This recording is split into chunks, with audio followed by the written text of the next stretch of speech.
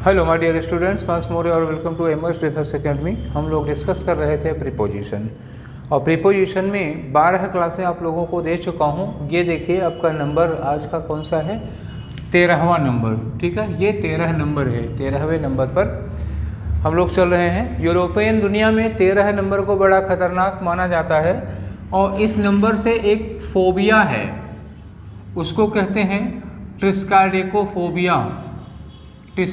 ट्रिस्काडेकोफोबिया, न जाने क्यों, वजह नहीं पता मुझे। यूरोप के देशों के लोग 13 की संख्या से बहुत डरते हैं। क्यों डरते हैं नहीं पता, क्या कुछ हुआ होगा। ठीक है, उसको कहते हैं ट्रिस्काडेकोफोबिया। ये नोट कर लीजिएगा, कभी एग्जाम में पूछा जा सकता है। तो आज हमारा भी प्रीपोजिशन की सीरीज में 13वां लेक्चर है ये, और 13वें लेक्चर में 10 लेक्चर तो हम लोगों ने फंक्शन के अकॉर्डिंग पढ़ लिया था। प्लेस वाला, टाइम वाला, पर्पज वाला, मीन्स एंड मीडियम वाला, इस तरह से पढ़ रहे थे। अब हम लोग 10 के बाद जो पढ़ रहे हैं वो एक एक करके एक एक को डिटेल में पढ़ रहे हैं। जैसे हम 11 पे पढ़ा था ऑन, 12 पे हम लोगों ने पढ़ा था बाय। आज हम लोग पढ़ने जा रहे हैं विद। अब विद के साथ एक आध हो सकता है और भी बढ़ जाए, कहा नहीं जा सकता। आज शुरू कर रहे हैं विद, और विद आधे घंटे का बनाएंगे। आप लोगों का लेक्चर जो होगा वो आधे घंटे में जितने भी आ जाए। पिछले वाले में तो आधे घंटे में 2 ही आ पाए थे। आज देखिए, अगर 2 से ज़्यादा आ जाते हैं तो द बेस्ट है, अगर नहीं आ पाते हैं तो भी कोई बात नहीं, पढ़ते रहेंगे धीरे धीरे। तो आज जो हम लोग पढ़ने जा रहे हैं वो है हमारा प्रीपोजिशन विद, और विद को लेकर के आगे बढ़ते हैं। विद कहाँ कहाँ यूज किया जाता है। देखो, टाइम और प्लेस में तो विद का यूज हुआ नहीं था। फिर विद का यूज जो हम लोग पढ़ चुके हैं उनमें से कहाँ यूज हुआ था विद। तो जो अभी तक हम लोग पढ़े हैं विद, वो वाला यूज किया था हम लोगों ने मीन्स एंड मीडियम के लिए। तो मीन्स में था नहीं, ये मीडियम में था नहीं, मीन्स में हम लोगों ने इसका यूज किया था। मीन्स में कौन सा यूज, इंस्ट्रूमेंटल। मीन्स में कौन सा यूज था इसका, इंस्ट्रूमेंटल यूज था। इंस्ट्रूमेंटल में भी ये टूल या वेपन के पहले यूज किया जाता था। ठीक, किसके पहले, टूल या वेपन के पहले, किसी औजार या हथियार के पहले हम लोग यूज करते थे विद। कोई भी काम करते हैं, जैसे हम मतलब अच्छा बुरा जो भी काम किए, जो भी हम काम करते हैं तो जिस उपकरण या जिस साधन की मदद से करते हैं, यातायात का साधन है तब तो बाई लगेगा, अदरवाइज और कोई साधन है। जैसे मान लीजिए कोई कार्य करना है, जैसे टूल्स की बात कर लें। टूल्स की बात में मान लीजिए स्क्रू ड्राइवर है। स्क्रू ड्राइवर आप समझ रहे हैं ना, पेचकस, या प्लायर्स है, पिलास है, ये हो गया। या आप रोटी सेक रहे हैं, टोंग्स है, चिमटा है। या आप कपड़ा काट रहे हैं, किसके जरिए, सीजर्स से। तो ये सब क्या हो गया, ये आपके टूल्स में आ जाते हैं। किसी को आपने किसी की गर्दन काट दी स्वॉर्ड से, ये तलवार से आपने किसी को मार दिया, ये क्या हो जाएगा, हथियार हो गया। आपने किसी को गन से मारा, ये क्या हुआ, हथियार हो गया। आपने किसी को स्टिक से मारा, ये क्या हो गया, हथियार हो गया। तो जो भी हथियार या औजार की तरह जो भी आप इंस्ट्रूमेंट यूज करते हैं, उसके पहले क्या यूज किया जाता है, उसके पहले प्रीपोजिशन में हम लोग यूज करते हैं विद। और किसके लिए लगता है ये, से के लिए। हिंदी में कहते हैं जिसको से।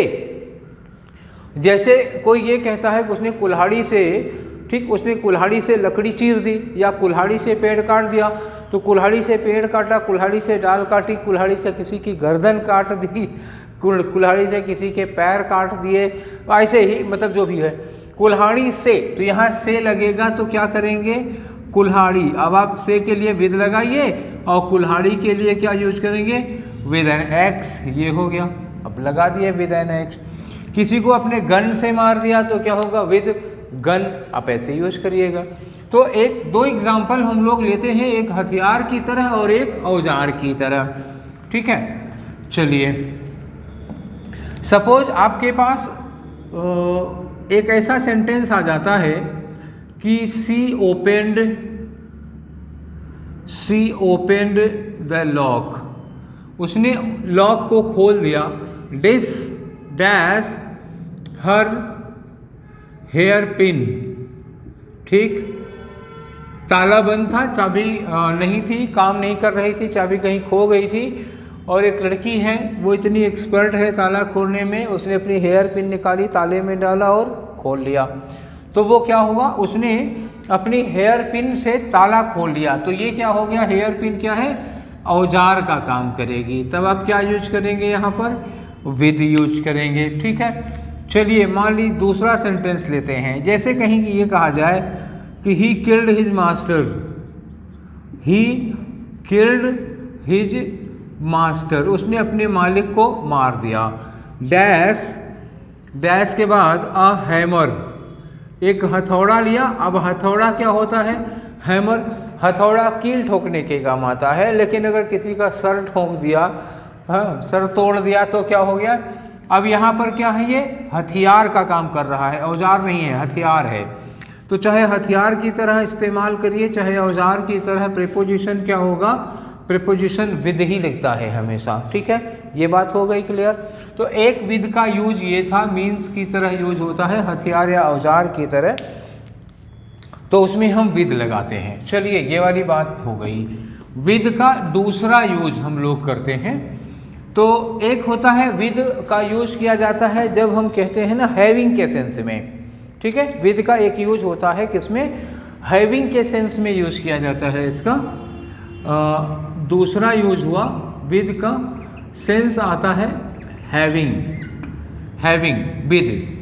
ठीक है ना, तो ऐसे जैसे मान लीजिए एक सेंटेंस लिखा हमने कि he lives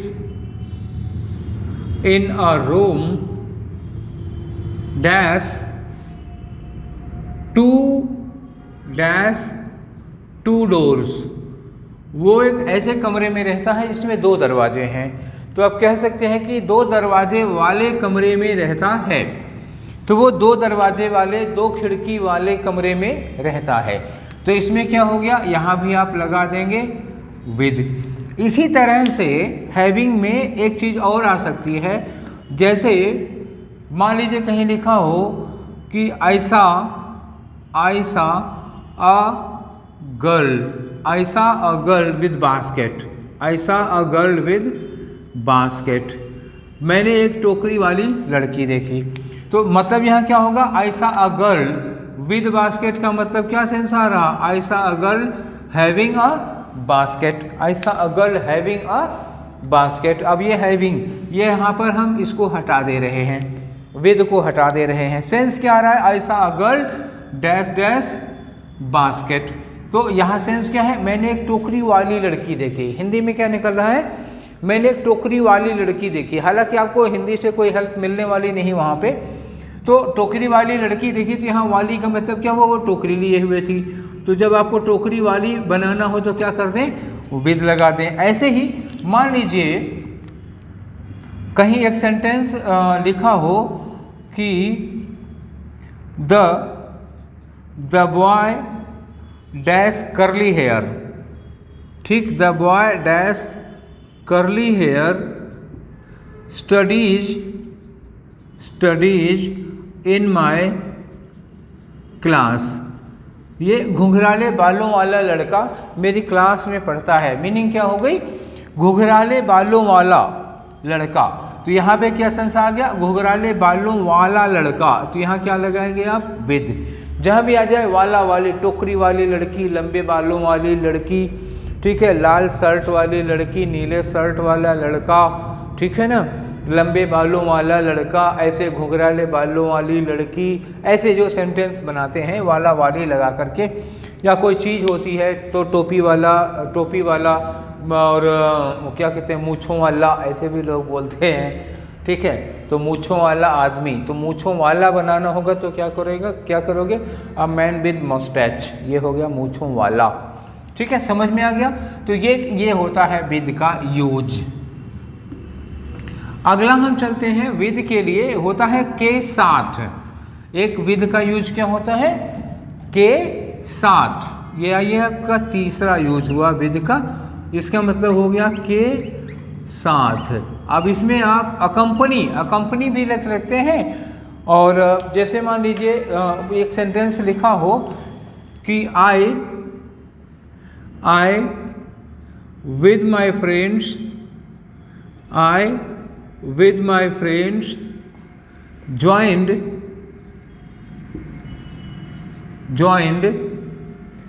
द टीम। ठीक, मैंने अपने दोस्तों के साथ टीम ज्वाइन कर ली। आई विद माई फ्रेंड्स, अब यहाँ विद का मतलब क्या हुआ, के साथ। मैंने अपने दोस्तों के साथ टीम ज्वाइन कर ली, तो इस विद का मतलब क्या हुआ, के साथ। जैसे हम कहें कि I saw a little girl. फिर क्या है, I saw little girl playing dash a cat. मैंने या लिख दिया अ बॉल, या कहीं लिखा हर डॉल। मैंने एक छोटी सी बच्ची देखी, वो अपने कैट से या एक बॉल से या अपनी डॉल के साथ खेल रही थी। तो के साथ, अब ये क्या हो गया, के साथ खेल रही थी। तो के साथ के लिए हम क्या लगा देंगे यहाँ पे, बड़े आराम से विद लगा लीजिए। तो ये वाला विद होता है। ठीक है, हम लोग कितना हो गए, 3 विद पढ़ चुके। एक विद क्या है, किसी उपकरण या हथियार, टूल या वेपन के लिए लगाते हैं। दूसरा एक वाला वाली के सेंस में, लंबे बालों घुघराले बालों वाला। एक हो गया के साथ में। 3 हम लोग पढ़ चुके हैं, ठीक है ना। और अगला है जो इसमें एक अपोजिशन या कारण बताने के लिए आता है, या क्या आप ये मान लीजिए कि उसको कंट्रास्ट सेंटेंस के सेंस में आता है। 3 हो चुका, चौथा बताने जा रहे हैं। हालांकि उस सेंस में फार और विद दोनों यूज किया जाता है, फिर भी अभी हम विद बता रहे हैं, फार बाद में बताएंगे।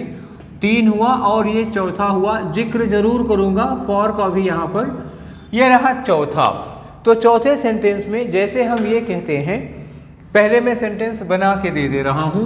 सपोज कहीं लिखा हो विद ऑल हिज वेल्थ या with all his hard work, with all his hard work he did not succeed, with all his hard work he did not succeed. तो अपने इतने सारे कठिन परिश्रम के बावजूद, अपनी कठिन मेहनत के बावजूद, अपने कठिन परिश्रम के बावजूद ही डिड नॉट सक्सीड, वो सफल नहीं हुआ।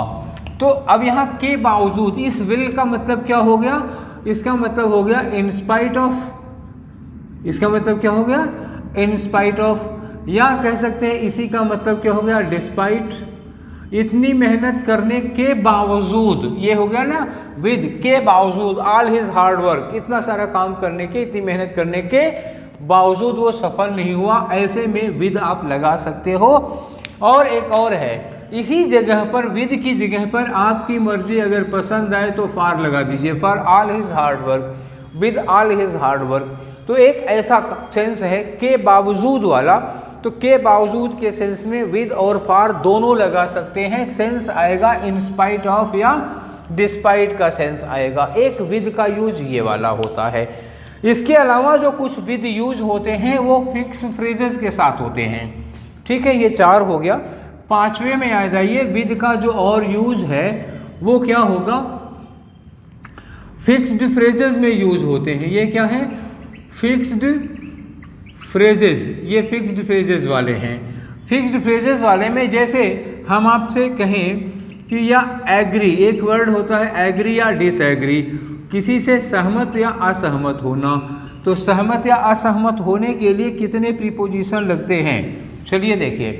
तो एक प्रीपोजिशन होता है इसी सहमत या असहमत होने के साथ, एक लगता है विद, ठीक है, एक लगता है टू, और एक लगता है ऑन या अपॉन। 3 हो गए। एग्री विद होता है किसी पर्सन के साथ आप सहमत हैं तो, एग्री टू होता है किसी प्रपोजल के साथ आप सहमत या असहमत हैं तो, एग्री ऑन अपॉन क्या होता है, आप किसी टॉपिक या किसी सब्जेक्ट पर सहमत या असहमत हैं तो, किसी टॉपिक या सब्जेक्ट पर अगर ऐसा कुछ होता है तो। तो ये एग्री और डिसएग्री के साथ यूज कर दिया गया। अब मान लीजिए आपको कोई ये आपने देख लिया, अच्छे से देख लीजिए, एग्री या डिसएग्री के साथ विद कब लगता है, कोई पर्सन हो तो, ठीक है। फिर से देखिए, एग्री के साथ विद लगता है कब, जब किसी पर्सन से हो। और टू कब लगता है, किसी बात पर। ऑन अपान कब लगता है, किसी मुद्दे पर, किसी टॉपिक पर, किसी इशू पर। चलिए अब आपके सामने एक सेंटेंस दिया जा रहा, जैसे मान लीजिए कहीं पे लिखा हुआ हो इस तरह का कुछ सेंटेंस कि I disagree dash, I disagree dash your proposal, ठीक है, ऐसे लिखा, I disagree dash your proposal. तो मैं तुम्हारे प्रपोजल से असहमत हूँ। पहला ऑप्शन दे दिया है विद, दूसरा ऑप्शन दे दिया है ऑन, तीसरा ऑप्शन दे दिया है टू और चौथा ऑप्शन दे दिया है एट। क्या करना होता है कि एग्री या डिसएग्री के साथ एट लगता नहीं है, तो ये तो अलग से पहले ही खारिज हो गया। बचा विद ऑन और टू, तो इसमें से विद ऑन और टू में आप क्या लगाना चाहेंगे सबसे पहले, तो यहाँ सीखना होगा। अब आदत तो पड़ी है विद लगाने की, पर यहाँ लगेगा नहीं। यहाँ लिखा है योर प्रपोजल, तो क्या लगना चाहिए, टू लगना चाहिए, ठीक है, टू लगना चाहिए। अगर यहीं पर मान लीजिए कि ये जो योर प्रपोजल है ये ना लिखा होता, केवल यू लिखा होता, ठीक है, ना लिखा होता योर प्रपोजल और लिखा होता you, I disagree dash you, तब क्या होता, तब आपका जो प्रीपोजिशन है वो टू ना होता, तब क्या लगता, तब विद लगता। क्यों, क्योंकि ये पर्सन है। अगर एग्री या डिसएग्री के साथ कोई पर्सन लगा हो तो क्या यूज करेंगे, विद। ये तो एग्री और डिसएग्री के साथ हो गया। ऐसे ही और भी तमाम है। एंग्री ले लेते हैं, तो एंग्री के साथ भी यही कहानी लगभग है। एंग्री, नाराज होना, खुश होना किसी से। चलिए एक और देख लेते हैं, एंग्री होना। अच्छा, ये केवल एंग्री की बात नहीं है, जितने भी खुश और नाखुश होने वाले वर्ड्स हैं, एंग्री है, ऑफेंड है, अनॉयड है, डिसअपॉइंटेड है, डिजेक्टेड है, इंडिग्नेंट है और इन्फ्यूरिएटेड है, एनरेज्ड है, ठीक, इतने जितने भी गुस्सा होने वाले हैं या प्लीज्ड खुश होने वाला है, डिलाइटेड खुश होने वाला है, हैप्पी लगा दिया खुश होने वाला है, ठीक है, एंग्री हो, हैप्पी, खुश और नाखुश जितने भी आप लगाना चाहें। एंग्री के पहले मैं हैप्पी लगा दे रहा हूँ, ये देखिए हैप्पी, एंग्री हो, हैप्पी हो, एंड ऑल, जितने भी खुश और नाखुश होने वाले हैं सबके सब, इन सब के साथ प्रीपोजिशन क्या यूज किया जाता है, दो प्रीपोजिशन होते हैं। एक इनके साथ क्या यूज किया जाता है, विद यूज किया जाता है, और एक इनके साथ क्या यूज किया जाता है, एट यूज किया जाता है। दो हैं। खुश और नाखुश के जितने भी वर्ड आप सोच सकते हैं उन सबों के साथ यही लगता है।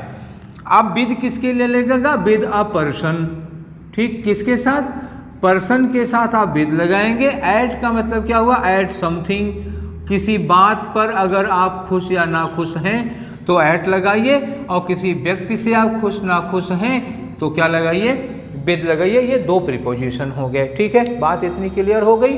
चलिए आगे बढ़ाते हैं, एक सेंटेंस देते हैं इसी बात पर आपको, विद को यूज करते हुए, ठीक है।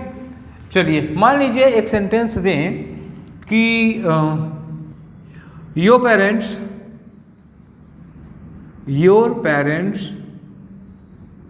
ठीक है, योर पेरेंट्स वर एंग्री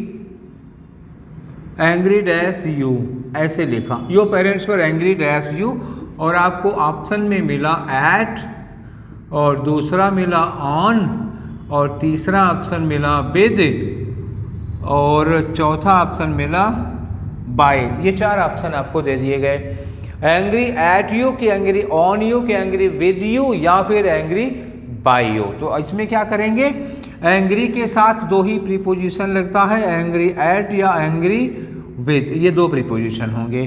तो एट और विद दो मिला, तो एट यहाँ पे क्या है, यू लगा है, तो एट तो लगेगा नहीं, फिर क्या लगाना होगा, तो फिर हम लगाएंगे विद। अच्छा, अगर यहीं पर यू ना लिखा होता, ठीक है, यू ना लिखा होता, ऐसे लिखा होता कि angry dash your result, angry dash you ना होके यहाँ लिखा होता एंग्री डैश योर रिजल्ट, आपके रिजल्ट से नाराज हैं।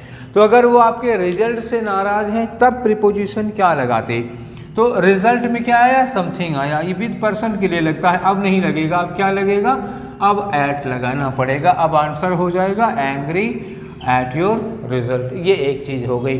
तो विद का एक प्रयोग होता है खुशी या नाराज़गी जाहिर करने के लिए हम विद का प्रयोग करते हैं अगर किसी पर्सन से खुश या नाराज़ हैं तो, ये वाली बात हो गई। ठीक है, चलिए, तो ये था विद। विद के इतने यूज थे। फिक्स फ्रेजेज इसके और भी हैं, केवल एंग्री और एग्री ही नहीं है, ऐसे बहुत सारे वर्ड्स हैं जिनके साथ विद लगता है और फिक्स ही लगता है। तो उसकी लिस्ट मैंने बताया ही था कि आपको फिक्स फ्रेजेस की लिस्ट अलग से दी जाएगी या उसकी क्लास अलग से पढ़ाएंगे, वो एक ही में सब बता देंगे, तो एक तरह से ये हौच पौच हो जाएगा, सब खिचड़ी हो जाएगा, उसी में मिक्स हो जाएगा। फिर मैं जो कोशिश कर रहा हूँ वो कोशिश मेरी बिगड़ जाएगी, फिर ऐसे वो काम बन नहीं पाएगा। अब हम दूसरा जो प्रीपोजिशन आज का करने जा रहे हैं वो प्रीपोजिशन है हमारा अक्रॉस। क्या है, अक्रॉस है। विद के साथ, विद के बाद अगला हम कर रहे हैं अक्रॉस। ये रहा अक्रॉस। हम लोगों ने दो तो हम लोग ऑलरेडी पढ़ चुके हैं अक्रॉस पर। एक अक्रॉस पर हम लोग पढ़ चुके हैं, जैसे कोई नदी हो उसके इस पार से उस पार तक। अक्रॉस एक ये वाला होता है, from this side to that side, ये हो गया जैसे नदी वगैरह की बात हुई। From this side to that side, ठीक, from this side to that side, ठीक। तो ये हो गया, जैसे नदी पर पुल होता है, ऐसे मैं ब्रैकेट में लिख दे रहा हूँ, जैसे नदी पर पुल होगा तो इस पार से उस पार तक होता है। ऐसा नहीं है कि आधी नदी पर ख़त्म हो गया पुल, वहाँ से उड़ी मारोगे, ठीक, ऐसा नहीं है। जैसे हम कहें कि they built a bridge, they built a bridge dash the river, they built a bridge dash the river. उन्होंने नदी पर एक पुल बनाया, ठीक, क्या किया, नदी पर एक पुल बनाया जो इस पार से उस पार तक है, दोनों ओर होगा कि नहीं होगा।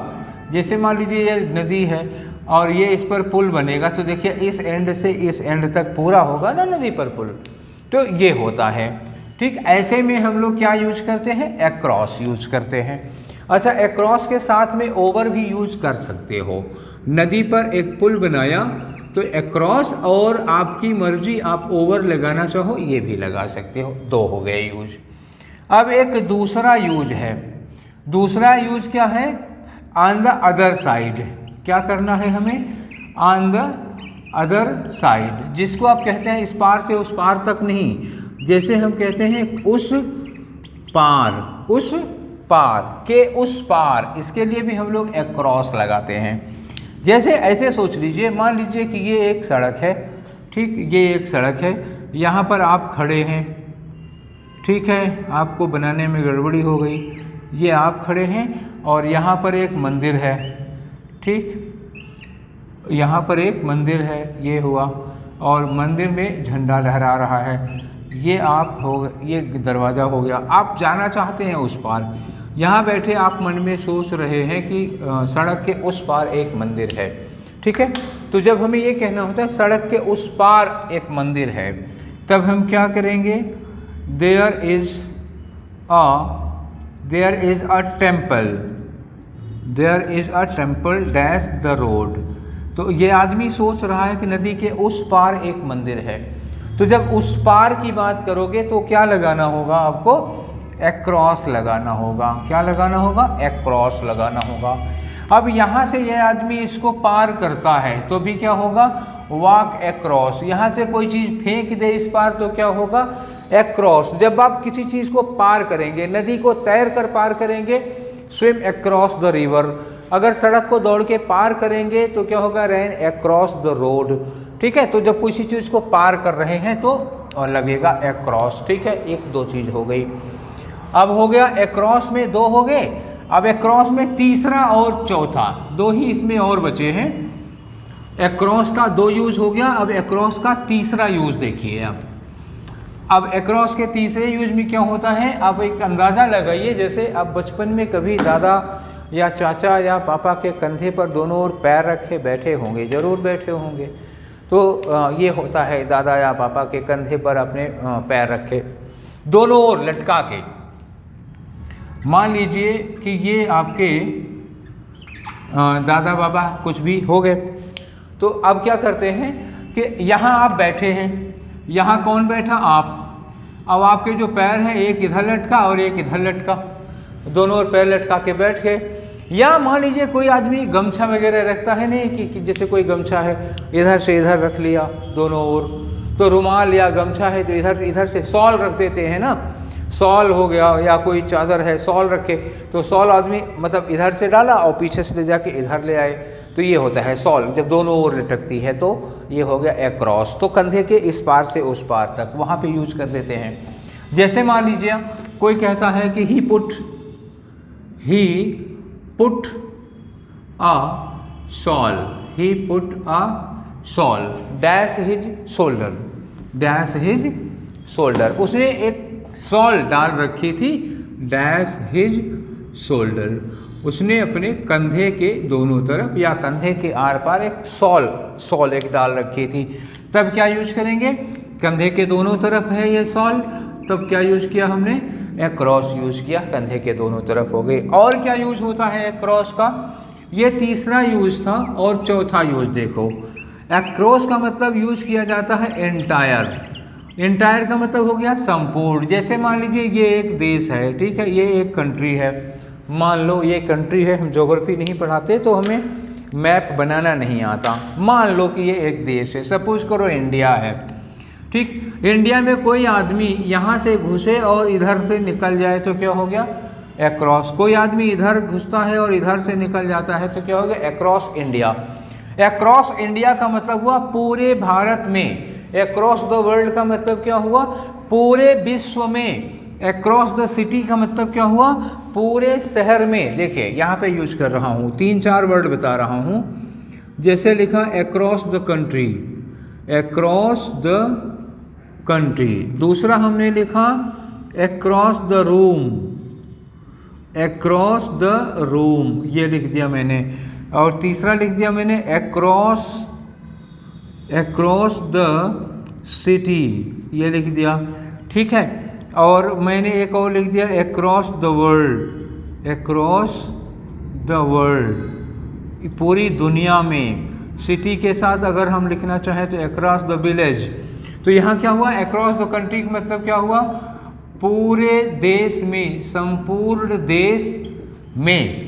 और अक्रॉस द रूम क्या हुआ, पूरे कमरे में। क्या हो गया, ये पूरे कमरे में, ठीक है। जैसे लिखा अक्रॉस द सिटी या अक्रॉस द विलेज, मतलब क्या हुआ, पूरे गांव में। कोई आदमी नहीं छूटा, कोई जगह नहीं छूटी, तब क्या यूज करते हैं, अक्रॉस यूज करते हैं, ठीक है। पूरी एरिया को कवर करता हुआ संपूर्ण क्षेत्र में, तब ये यूज किया जाता है अक्रॉस।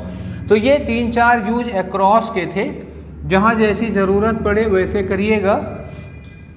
तो इस वाले में हमने विद के साथ में अक्रॉस भी पढ़ा लिया, 2 हो गए क्योंकि विद थोड़ा छोटा था, ठीक है। तो मुझे लगता है कि इतना 2 आपके लिए पर्याप्त होगा आज के लिए। तो आज की खुराक हो गई है, फिर कल जब आपको भूख लगेगी तो फिर प्रीपोजिशन के साथ आएंगे कुछ नया लेकर के।